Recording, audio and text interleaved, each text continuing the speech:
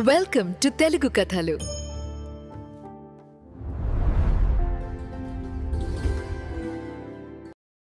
పుత్రకామేష్టి యాగం.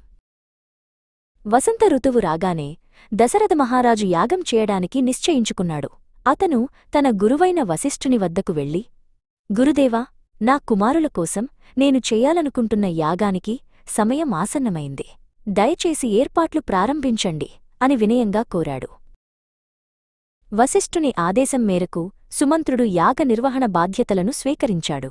ఋష్యశృంగుని ఆధ్వర్యంలో యాగం జరుగుతుందని దేశదేశాల రాజులను, ఋషులను, పండితులను ఆహ్వానించమని దశరథుడు ఆజ్ఞాపించాడు. సుమంత్రుడు వేగంగా దూతలను పంపి అందరికీ ఆహ్వానాలు పంపాడు.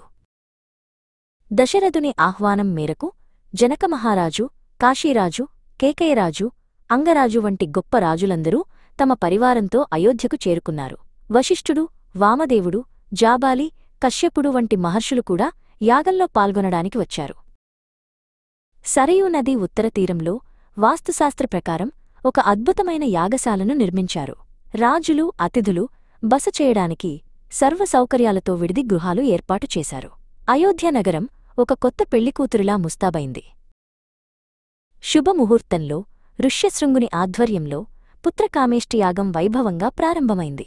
మంత్రోచ్చారణలతో, వేదఘోషతో ఆ ప్రాంతమంతా ప్రతిధ్వనించింది.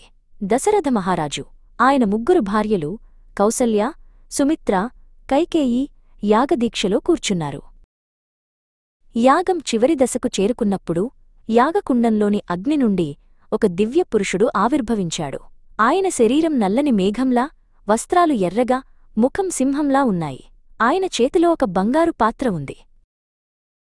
ఆ దివ్యపురుషుడు దశరథుడితో, రాజా, ఇది దేవతల ప్రసాదం. దీనిని నీ భార్యలకు పంచు అని చెప్పి ఆ పాత్రను రాజు చేతికి అందించి అంతర్ధానమయ్యాడు.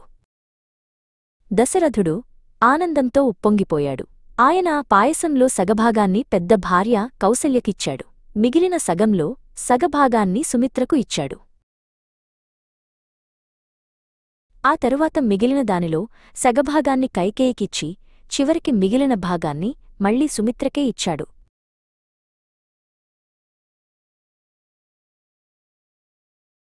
ఆ పవిత్రమైన పాయసాన్ని స్వీకరించిన ముగ్గురు రాణులు గర్భం దాల్చారు. దశరథుని కోరిక నెరవేరింది. అయోధ్య రాజ్యంలో ఆనందోత్సాహాలు వెల్లివిరిశాయి. రాజయాగంలో పాల్గొన్నవారందరికీ బహుమతులు ఇచ్చి సగౌరవంగా వీడ్కోలు పలికాడు. కథ